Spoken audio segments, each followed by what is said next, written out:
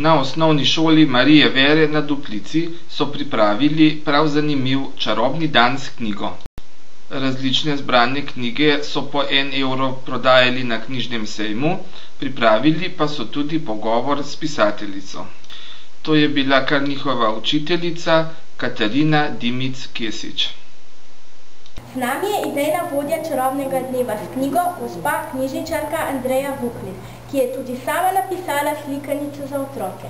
Povejte nam, kako ste dobili idejo in kaj vse se danes dogaja.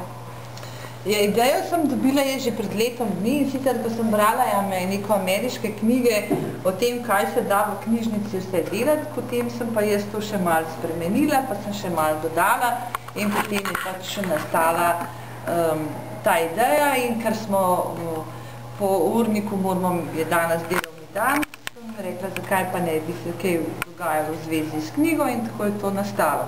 Je pa danes veliko različnih stvari.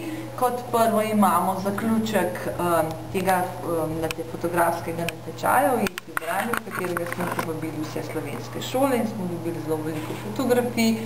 Potem smo imeli literarno delavnico s Katarino Kesič-Dimic, potem imamo zaključno prireditev v telovadnici. Ves čas pa se dogajajo različne delavnice po šoli, na katere so se otroci prijavili. Vse so v zvezi z branjem in s knjigami in seveda ne smem pozabiti še knjižnega sejma. Pripravili ste tudi nagradni fotografski natečaj. Ja, razpisali smo fotografski natečaj Ujeti v branju. In sicer sem si to predstavljala tako, da lahko slikajo kogarkoli, živali, dedke, babice, brate, sestre, mamice, očije, dojenčke. Pač te trenutki, ujeti, trenutke branja. To smo poslali na vse slovenske šole, osnovne šole, nekaj srednjih šol, in je bil odziv zelo velik in smo dobili čudovite fotografije. Res. Nagrajenka srednje šole Janja Krivan in njuna mentorja Gabriela Gregorčič in Janja Klemenčič. Povejte nam, kje ste dobili navdih za to fotografijo. Ja, v bistvu moj oče je tudi navdih za fotografiranje in potem smo kupili fotoaparat, pa smo slikali tako. A je to na digitalen fotoaparat, ne klasičen? Na digitalen.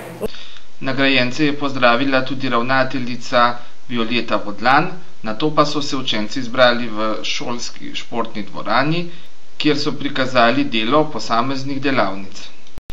Ena izmed njih je bila tudi glasbena.